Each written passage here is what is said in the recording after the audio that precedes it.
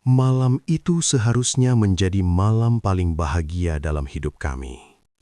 Kembang api, tawa, dan hitungan mundur menuju tahun baru sudah di depan mata. Sebuah perjalanan wisata malam yang direncanakan hanya untuk bersenang-senang, tanpa niat buruk apapun. Namun, semuanya berubah dalam hitungan menit. Suara tawa berganti jeritan, cahaya berganti gelap, dan malam pergantian tahun itu dipenuhi darah, ketakutan, serta teror yang tak kasat mata. Apa yang kami alami bukan sekadar cerita horor. Ini adalah mimpi buruk nyata yang hampir merenggut nyawa kami. Halo semuanya, selamat datang kembali di channel Perjalanan Horor Misteri, tempat di mana kisah-kisah misteri, horor, dan pengalaman tak terlupakan kami bagikan untuk kalian semua. Terima kasih sebesar-besarnya bagi kalian yang sudah setia menemani channel ini sampai sekarang. Dukungan kalian sangat berarti agar channel ini terus berkembang. Jadi, sebelum cerita dimulai, jangan lupa tekan tombol like, subscribe, dan aktifkan lonceng notifikasi supaya kalian tidak ketinggalan cerita terbaru. Sekarang, siapkan diri kalian, karena kisah yang akan kalian dengar malam ini bukan cerita biasa. Malam itu dimulai seperti malam tahun baru pada umumnya. Langit gelap dihiasi bintang samar. Udara dingin perlahan menyelimuti kulit, dan suara petasan terdengar bersahutan dari kejauhan.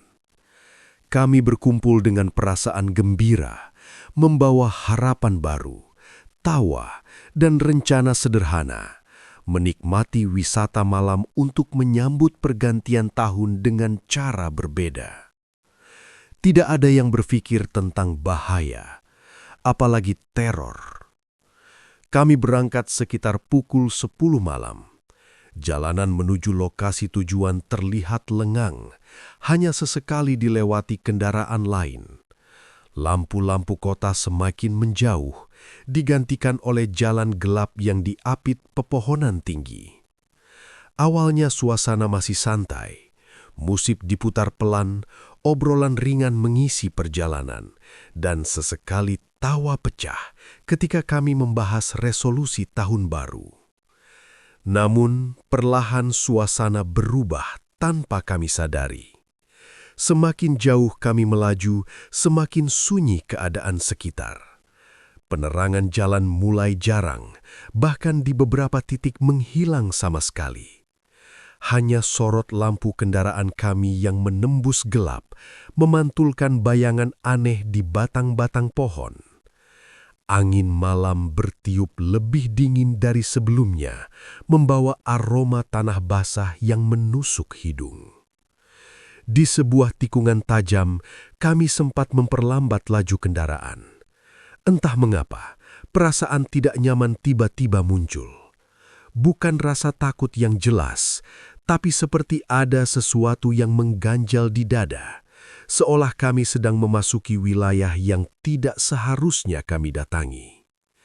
Salah satu dari kami bercanda untuk mencairkan suasana, tapi tawanya terdengar dipaksakan. Kami tetap melanjutkan perjalanan. Jam di ponsel menunjukkan hampir pukul 11 malam. Hitungan menuju tahun baru semakin dekat, namun rasa hangat dan antusias yang tadi kami rasakan perlahan memudar.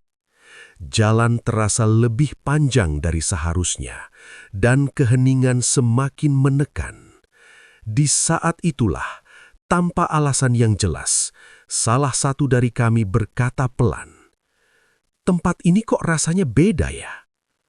Tak ada yang menjawab. Kami hanya saling berpandangan, berharap perasaan itu segera berlalu. Kami tidak tahu, malam yang terlihat sempurna ini hanyalah awal. Sebuah pintu menuju kejadian mengerikan telah terbuka, dan kami sudah melangkah terlalu jauh untuk berbalik. Setelah melewati tikungan itu, suasana tak pernah benar-benar kembali normal. Keheningan terasa semakin pekat, seolah suara alam ikut menghilang.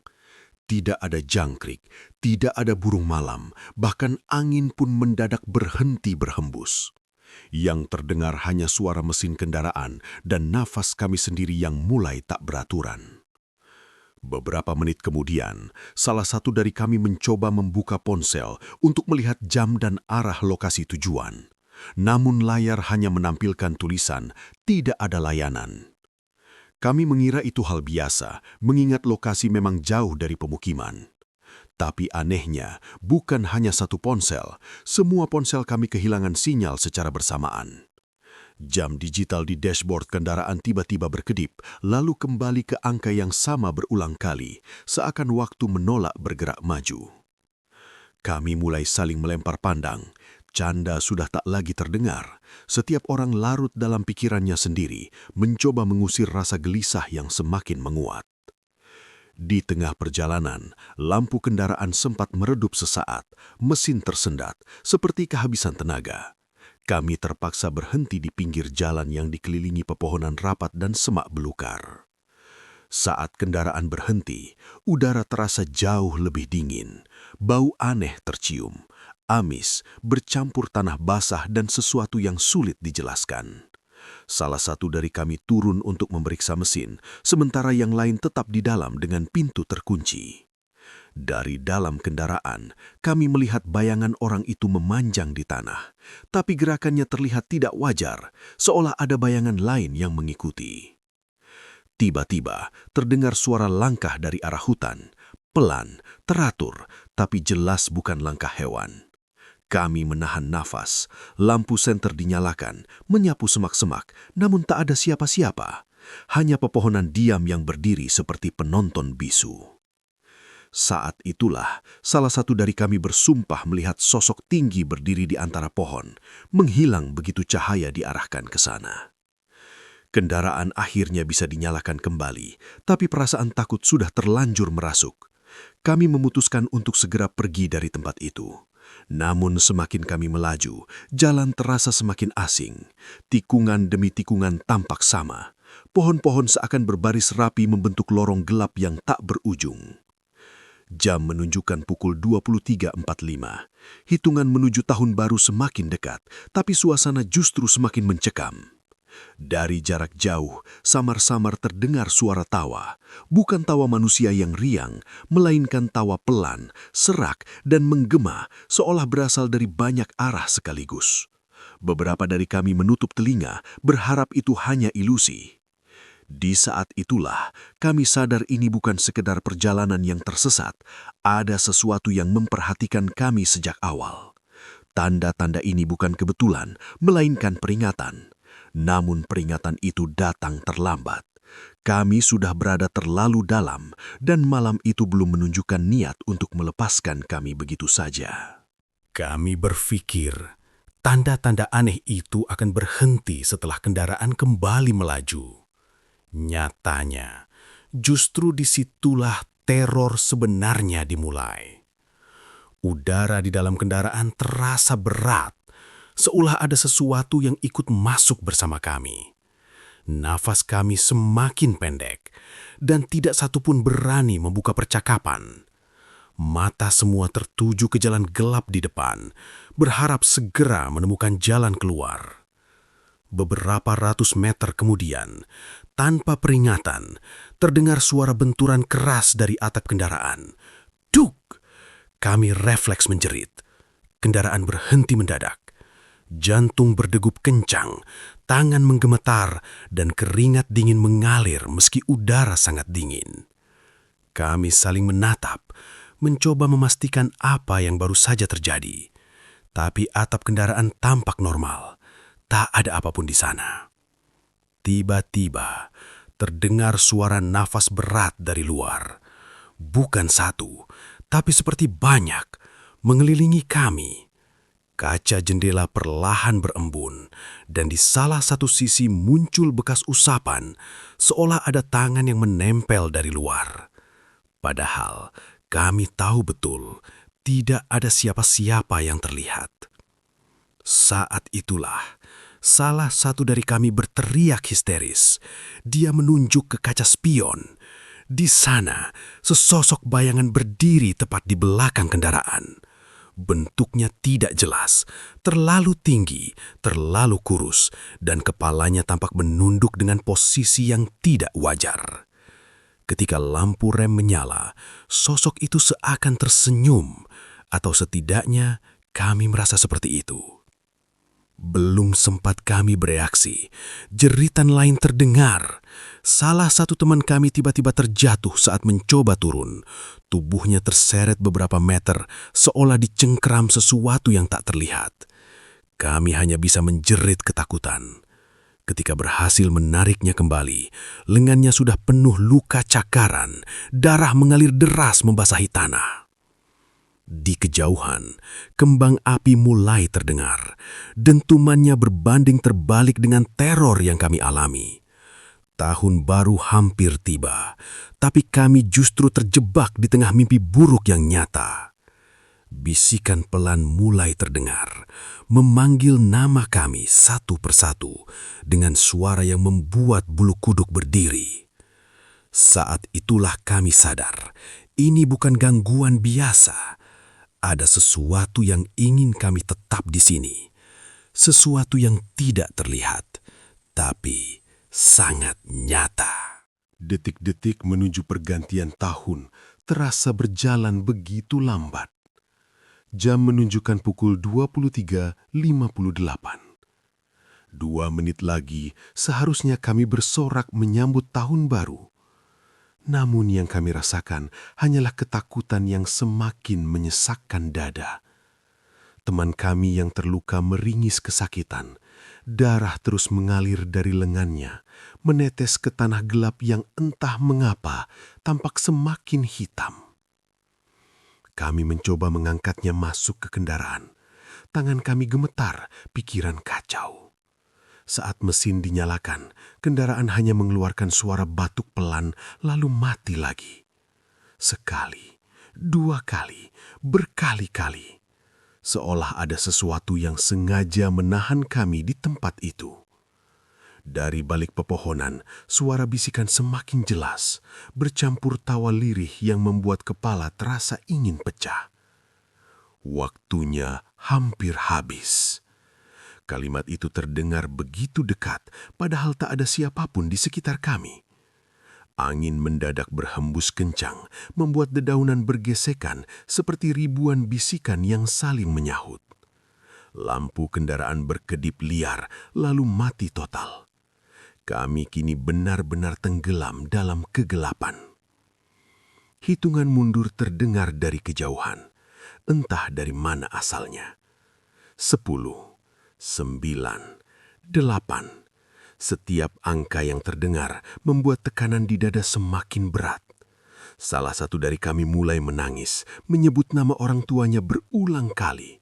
Yang lain terduduk lemas, seperti kehilangan harapan. Saat hitungan mencapai 3, sesuatu yang tak terlihat menghantam kendaraan dengan keras. Tubuh kami terlempar, jeritan bercampur suara logam beradu. Di tengah kekacauan itu, teman kami yang terluka kembali terseret keluar. Kami berusaha menahannya, tapi tenaga kami seolah dihisap habis. Teriakan yang menggema, lalu terputus mendadak. 2, 1. Tepat saat tahun baru tiba, jeritan terakhir terdengar, diikuti cipratan darah yang membasahi pintu kendaraan. Bau anyir menusuk hidung, membuat kami hampir muntah. Suasana hening seketika. Kembang api meledak di kejauhan, menerangi langit dengan warna-warni yang kontras dengan kengerian yang baru saja kami alami.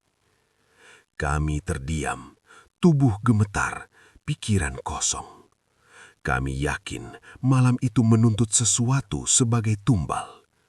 Entah apa yang sebenarnya terjadi pada teman kami bahkan tak sanggup mencarinya. Rasa takut telah melumpuhkan segalanya. Beberapa detik kemudian, mesin kendaraan tiba-tiba menyala dengan sendirinya. Lampu kembali hidup, menerangi jalan di depan yang kini terlihat terbuka dan jelas. Seolah-olah kami akhirnya diizinkan pergi. Dengan sisa keberanian yang ada, kami tancap gas tanpa menoleh ke belakang. Malam itu, tahun baru datang bersama darah, kehilangan, dan trauma yang tak akan pernah bisa kami lupakan. Kami tidak tahu berapa lama kami berkendara malam itu. Jalanan terasa asing, waktu seakan kehilangan makna. Tidak ada satupun dari kami yang berani berbicara. Hanya suara mesin dan nafas terengah yang menemani perjalanan kami menjauh dari tempat terkutuk itu.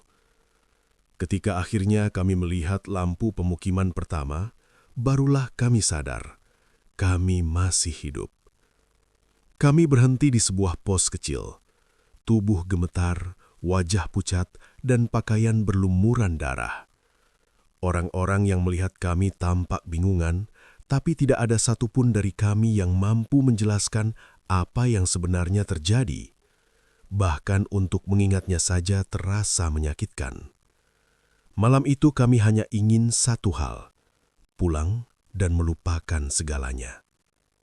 Namun, kenyataannya, teror itu tidak berhenti di sana. Sejak kejadian malam tahun baru itu, hidup kami tak pernah sama. Teman yang kami tinggalkan atau yang diambil tak pernah ditemukan. Tidak ada jejak, tidak ada penjelasan.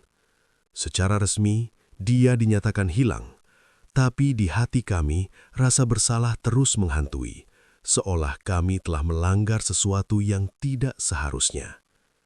Malam-malam kami dipenuhi mimpi buruk. Setiap kali suara petasan atau kembang api terdengar, jantung kami berdegup kencang. Bayangan tinggi itu muncul dalam mimpi, bisikan yang memanggil nama kami kembali terdengar, dan aroma amis darah seakan masih melekat di hidung. Bahkan saat terjaga, perasaan diawasi sering datang tanpa alasan.